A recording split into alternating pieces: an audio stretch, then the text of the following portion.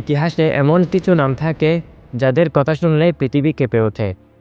ইতিহাসের বিখ্যাত সর্বগ্রাসী শাসন ব্যবস্থার নেতা ছিলেন তিনি। জার্মানির এই স্বৈরাচারের নিষ্ঠুর প্রতিহিংসার কারণেই শুরু হয়েছিল দ্বিতীয় বিশ্বযুদ্ধ। ফ্যাসিবাদের জনক এবং নাৎসি বাহিনীর কুখ্যাত স্বৈরশাসক অ্যাডলফ হিটলার একজন মানুষ যিনি শুধু নেতা নন, একজন স্বপ্নদ্রষ্টা ও ভয়ঙ্কর দূরদর্শী। কিন্তু সেই স্বপ্ন যখন ভুল পথে মোড় নেয়, তখন তা হয়ে ওঠে পুরো মানব জাতির সবচেয়ে বড় ট্র্যাজেডি। 1889 সালে 20 এপ্রিল অস্ট্রিয়ার ছোট শহর ব্রাউনাউ আম ইনে জন্ম নেয় অ্যাডলফ হিটলার। তার বাবা অ্যালোইস হিটলার এবং মা ক্লারা ফুর্জের 6 সন্তানের মধ্যে তিনি ছিলেন চতুর্থ। ছোটবেলায় তিনি ছিলেন সাধারণ একজন ছেলে। চিত্র আঁকতে ভালোবাসতেন, শিল্পী হওয়ার স্বপ্ন দেখতেন। কিন্তু পরিবারের অস্থিরতা, বাবার কঠোর আচরণ আর জীবনের নানা ব্যর্থতা তাকে ধীরে ধীরে ভেতর থেকে বদলে দিতে থাকে। যে ছেলেটি একসময় রংতুলির হাতে স্বপ্ন দেখত, কয়েক বছর পর সেই ছেলেটি হয়ে উঠবে বিশ্বের ইতিহাস বদলে দেওয়া এক অন্ধকার চরিত্র। ভিয়েনার আর্ট স্কুলে দুবার ভর্তি হতে ব্যর্থ হন হিটলার। শিল্পী হওয়ার স্বপ্ন ভেঙে যায়। এই সময় থেকে তার মনে জমতে থাকে রাগ, অসন্তোষ এবং সমাজের প্রতি গভীর অবিশ্বাস। বিশেষ করে ইহুদিদের প্রতি অদ্ভুত এক ঘৃণা জন্ম নেয়, যা পরবর্তীতে হয়ে ওঠে পৃথিবীর সবচেয়ে বড় জাতিগত হত্যাকাণ্ডের বীজ। 1914 সালে প্রথম বিশ্বযুদ্ধ শুরু হলে হিটলার সেনাবাহিনীতে যোগ দেন। যুদ্ধ তাকে দেয় প্রথম স্বীকৃতি, দায়িত্ব, পুরস্কার আর জীবনের উদ্দেশ্য। কিন্তু জার্মানির পরাজয় তাকে ভেঙে দেয়। তিনি বিশ্বাস করেন দেশকে বিশ্বাসঘাতকতা করা হয়েছে। এই বিশ্বাস, এই রাগ তাকে ঠেলে দেয় রাজনীতির দিকে।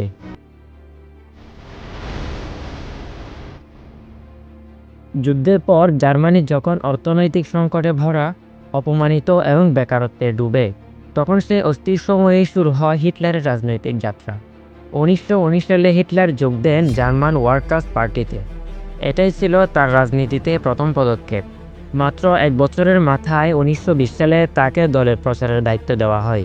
তীক্ষ্ণ বক্তৃতা, মানুষের আবেগ ধরে রাখতে পারা আর ভেতরের ক্ষোভকে কাজে লাগিয়ে তিনি দ্রুতই দলের সবচেয়ে প্রভাবশালী মুখ হয়ে ওঠেন।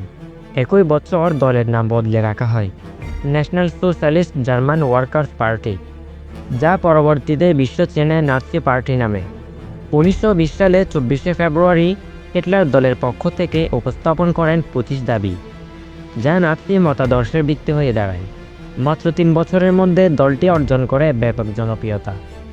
সদস্য সংখ্যা বেড়ে দাঁড়ায় 56,000। এক ভয়ঙ্কর শক্তি গড়ে ওঠার সূচনা তখনই।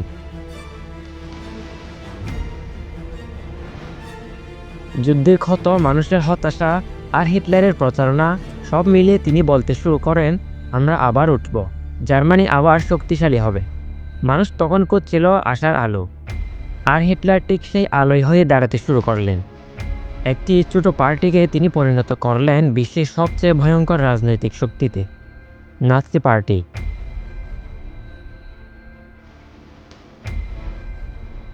1933 সালে হিটলার জার্মানির চ্যান্সেলর হন।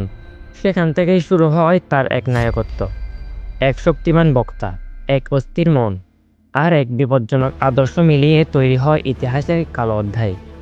ক্ষমতায় এসে ঘোষণা করেন জার্মানি হবে বিশ্বের সর্বশ্রেষ্ঠ জাতি। এই লক্ষ্যে শুরু করেন আগ্রাসন, যুদ্ধ, জাতিগত আর নির্মূল অভিযান। 1939 সালে পোল্যান্ড আক্রমণ করে শুরু হয় দ্বিতীয় বিশ্বযুদ্ধ। হলোকাস্ট ইতিহাসের সবচেয়ে ভয়ঙ্কর গণহত্যা। ইহুদি, রোমা, প্রতিবন্ধী বিরোধী 60 লক্ষেরও বেশি মানুষকে হত্যা করা হয় কনসেন্ট্রেশন ক্যাম্পে।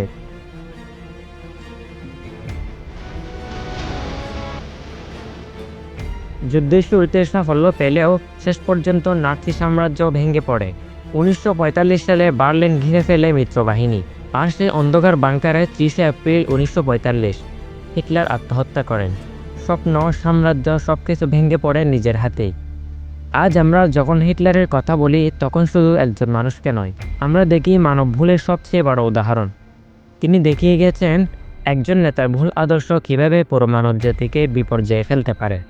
ঘৃণা কখনো জাতিকে শক্তিশালী করতে পারে না, ক্ষমতা কখনো শান্তি এনে দিতে পারে না।